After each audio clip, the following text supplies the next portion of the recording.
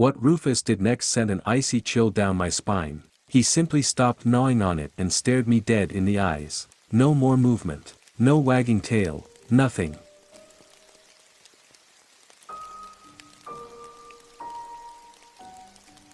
I love my dog. I really do. But if he stands up and stares at me one more time, I'll send him to the shelter. I know what you must be thinking. What a horrible fucking person.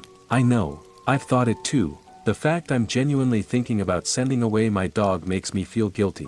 Then I remember what he's been doing, and my guilt is replaced with fear. This started about a month ago now. I came home early from work one day absolutely furious and clutching a parting gift from my boss. My Christmas bonus was a fucking ham or something. I sighed with a hand pressed firmly against my throbbing temple and placed the mystery meat in the fridge. The pounding behind my eyes got more and more intense until I leveled my fist and punched the fridge hard. The throbbing in my head did not go away yet had a new guest, as it was now accompanied by an aching pain in my knuckles. I let out a deep sigh. That was childish. It was at that moment Rufus came padding in, his big brown eyes gazing up at me, quizzical as to what the noise had been. "Your dad was pretty dumb just now," I said, crouching down to run my hands through his thick fur. He wagged his tail and let out an excited noise as I pet him. I raised my eyebrows. I wish I could just curl up in a ball and chill like you do.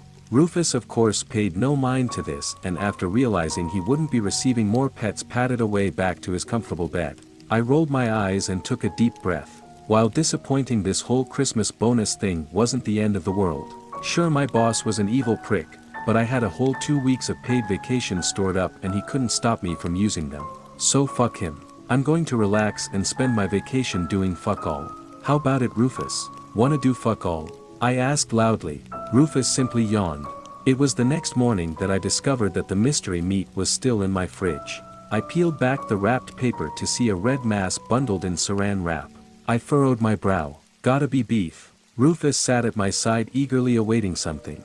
I'm not a butcher, how should I know what this is? I'll just fry it. Everything tastes good fried with onions.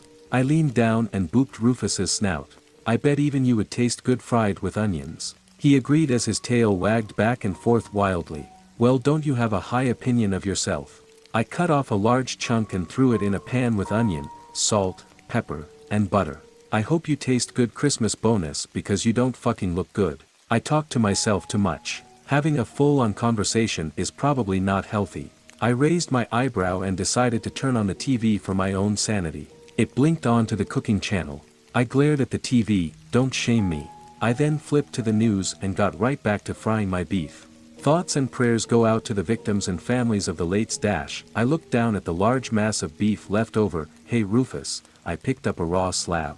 Want something to chew on? He dashed on over like any dog would when presented with a hunk of beef.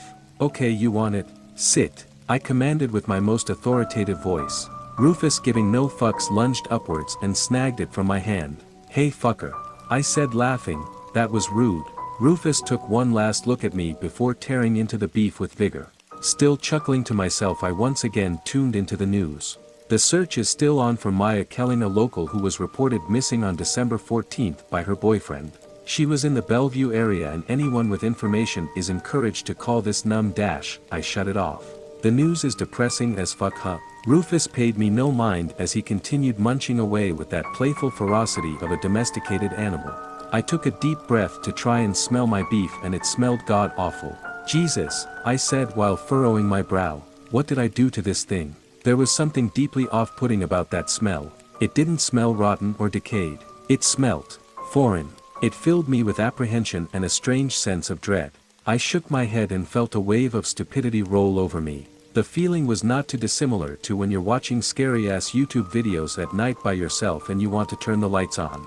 I felt like a bitch. But the feeling of nervousness and the fact that no one but me would judge me for throwing all this meat out made my decision easy. This was going straight to the garbage. I threw it in and did my utmost to forget about it. Takeout it is. Having stuffed myself silly with pizza, I crashed hard. I'm a heavy sleeper, so it takes a lot to wake me up. Yet, I was woken up. A loud crash echoed around my bedroom as I shot bolt upright and listened for a moment. I heard dragging noises. My heart pounding in my chest, I stood. Having armed myself with my pistol, I took a couple careful steps forward. The noise became more distinguished. There was a gnawing and eager snort. A sense of dread filled me as I rounded the corner expecting the worst. "Rufus!" I shouted, seeing an absolutely devastating mess. He had torn open the trash and it was scattered everywhere. I groaned and slumped my shoulders. "Not only did you scare the shit out of me, I'm also going to have to clean up your fucking mess. Come on, man." Rufus, having pillaged what he was looking for, scampered off without even looking at me. Having fully cleaned up the mess, I stood up and stretched, cracking my back in a few places. "You're an asshole for that," I said as I washed my hands. "I'm going back to bed. Good night, asshole. Love you."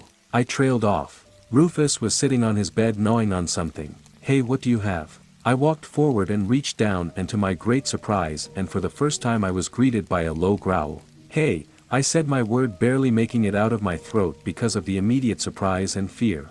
I took a few steps back and knelt down to get a good view of what he was gnawing at. "They mystery meat." I reached forward tentatively to get met with the same low growl as before. "Rufus, hey, come on. Give me that, I think it's foul." What Rufus did next sent an icy chill down my spine. He simply stopped gnawing on it and stared me dead in the eyes. No more movement. No wagging tail. Nothing. I must have sat there for 30 seconds before I did anything. I stood up and, forcing myself to turn around despite every single fiber of my being telling me not to take my eyes off him, said, "Fine, have it your way, asshole."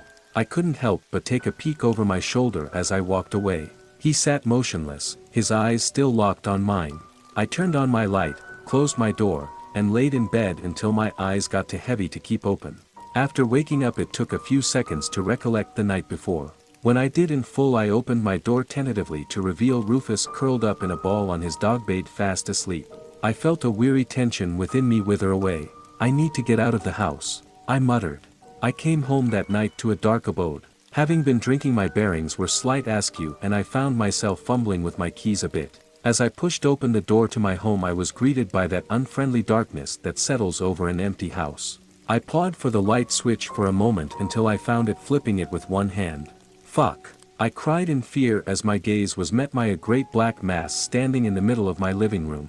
It wobbled slightly as if unsure of its footing before it fell to all fours. "Rufus!" I cried, my heart playing my ribcage like the bongos. "What the fuck was that, you creepy ass mutt?" Rufus just stared, tail stationary, eyes fixated on me. I'm gonna go relax now. You cut it the fuck out." Rufus did not blink. Nor did I. I slammed my door closed and sat at the edge of my bed, taken aback. "Jesus. That was fucking scary," I said to myself as I took off my shoes. That image of a shadow in the dark, form stretched in a way it wasn't supposed to, was making my skin crawl. I've seen dogs stand up before, but in that goofy cute way. Hell, I've even seen dogs do handstands, but this? Standing in the middle of the room in the dark, just staring at the door. It unsettled me to my core. My sleep was troubled, as if I had a nightmare I couldn't quite remember. I woke up to that feeling of unease creeping its way back up my spine. To stall, I scrolled through the news, but nothing could take my mind off it. Not Bitcoin plunging in value, not the disappearance of that local girl, not Taco Bell bringing back the nacho fries. I just kept imagining what Rufus must be doing at the given moment. Standing there. Just standing there. I growled and punched my pillow. "I'm acting like a pussy. Get up." I rolled out of bed and crept to my door, heart pounding. I stared at the handle and reached my hand out slowly. My heart began thudding within my chest at an increased tempo. With a deep breath that caught in my chest, I eased the door open. I felt fear jolt through my body as I saw him, standing once again in the middle of the living room, his furry back to me as he stood absolutely motionless, staring at the wall. My words caught in my throat. I could not speak. I did the worst possible thing I could have possibly done and quietly closed my bedroom door.